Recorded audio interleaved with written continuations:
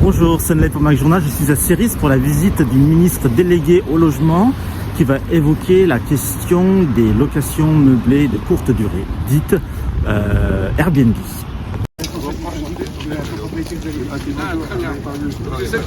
Non, c'est juste là-bas. Alors, tous les immeubles que vous voyez là, ils ont été construits dans les années 2005-2006. Ouais. C'est là un peu après 2008. Et l'opération qu'on va visiter, en fait, elle a été livrée il y a 2021. 21. Ouais, 2021. Et là, on a pris celle-là parce qu'en fait, elle est neuve. Ouais. Neuve est déjà en train de subir. Installée, en fait. Elle est déjà en train de subir. Là. Elle est déjà en train de subir puisque là, on est sur 122 lots. Ouais. Et sur les 122 lots, on a déjà à peu près une part de 35 à 40% de logements qui sont soit en location Airbnb, soit qui tournent sur des locations. Alors, vous aurez aussi la possibilité, si la loi est votée rapidement, d'intégrer dans votre PLU le fait que, alors ça c'est pour les résidences secondaires, parce que j'ai entendu que vous avez 15% de résidences secondaires. Oui, alors en fait c'est ça. La possibilité pour les nouveaux programmes d'avoir des résidences secondaires. On va vous montrer l'ascenseur qui a été dégradé. On a investi à peu près 22 000 € de caméras, puisqu'il n'y avait pas besoin, elles n'étaient pas initialement mis. On va pouvoir surveiller, voir les dégradations. 95% de ce qu'on a vu en dégradation, Airbnb, des clients qui viennent, il y a très peu de dégradation par les propriétaires forcément, qui sont identifiables. Mais le reste, c'est valises, poussettes, des gens qui fument dans les couloirs. Écoutez, on a accueilli notre cher ministre dans d'une visite officielle pour lui présenter un petit peu déjà le territoire et surtout les problématiques qu'on rencontrait pour le Airbnb. Voilà, avec un président de syndic de copropriété qui expliquait aussi que le Val d'Europe, aujourd'hui, on construit du logement et beaucoup de logements, puisqu'on nous demande de le faire, on est contraint de le faire, et que très régulièrement, une partie de ces logements sont consacrés au Airbnb. On en échangeait même en nous expliquant que même des gens qui partaient, en fait, revendaient à des gens qui allaient refaire du Airbnb. On a des taux qui peuvent frôler en moyenne 20 à 25% sur l'ensemble du centre urbain Céris-Chessy et qui, en fait, privent beaucoup de concitoyens de logements, donc en particulier les entreprises, les employés. Et c'est très dommageable pour nous parce que tout ça, ça nous conduit aussi à avoir une politique de prix de foncier qui est extrêmement élevée. On atteint les 5-6 000 € du mètre carré et la même chose pour le locatif, ce qui fait que tout le monde est obligé de partir à 20-30 km et qu'en fait on va devenir petit à petit non plus une ville avec des habitants, des équipements publics, mais une ville touristique avec des pseudo-hôtels dans nos résidences.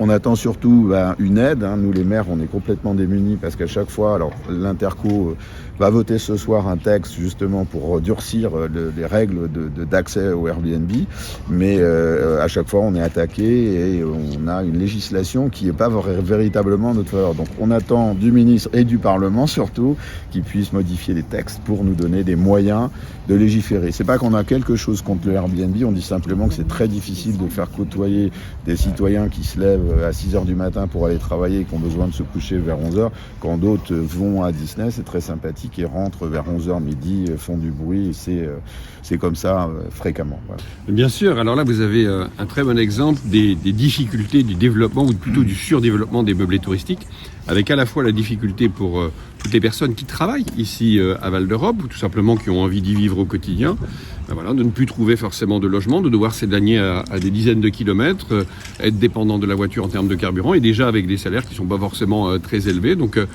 ça c'est une première conséquence de surdéveloppement des meublés touristiques. La deuxième conséquence, c'est la cohabitation entre ceux qui viennent finalement pour passer 1 ou 2 nuits ici à Val d'Europe pour profiter de l'ensemble de l'attrait touristique de ce territoire, et qui finalement n'ont pas tout à fait la même vie de ceux qui aspirent au calme parce qu'ils sont rentrés de leur travail et ils ont envie de tranquillement passer une soirée en famille. Donc on voit la difficulté de cohabitation. Donc on a les deux exemples de ce qu'on ne veut plus finalement, ce que les maires ne veulent plus aujourd'hui au quotidien. Et oui, on est aux côtés des maires aujourd'hui, puisque nous soutenons la proposition de loi d'Anaïg Lemeur et Iñaki Etchemiz à fond. Il s'agit de donner aux maires un outil de régulation juridique sécurisé, ce que vient de dire Monsieur le Président.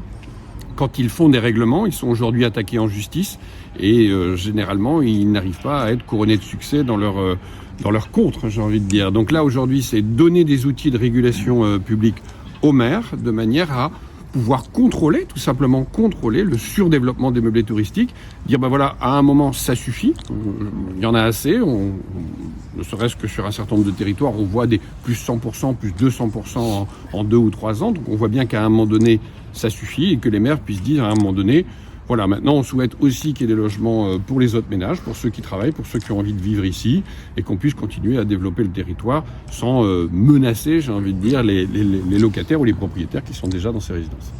La communauté d'agglomération sur mesure, c'est un autre sujet que le logement. Mais simplement, je vois de la part des élus, dans le cadre de la décentralisation du logement, finalement me dire en tant que ministre, nous on est pour la décentralisation, mais c'est vrai comme il n'y a pas 2 intercommunalités qui fonctionnent pareil, est-ce qu'on aura la possibilité de nous adapter, c'est-à-dire de pouvoir moduler finalement les niveaux territoriaux à qui on va confier telle ou telle tâche. Prenez qu'un exemple, je prends la vacance par exemple.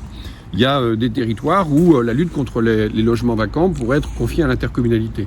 Mais il y a des territoires où les maires s'en sont beaucoup saisis et le font très très bien. Alors pourquoi modifier ça du jour au lendemain ? Finalement, s'il y a des territoires qui ont donné ça à l'intercommunalité et que ça fonctionne bien, et s'il y a des communes qui le font et que ça fonctionne bien, pourquoi choisir un seul niveau territorial ? Donc l'idée d'avoir finalement une décentralisation à la carte, adaptée en fait à la réalité de ce que sont nos intercommunalités, ben, c'est ce à quoi aspirent les maires et les présidents d'intercommunalités. Donc pourquoi pas les entendre ?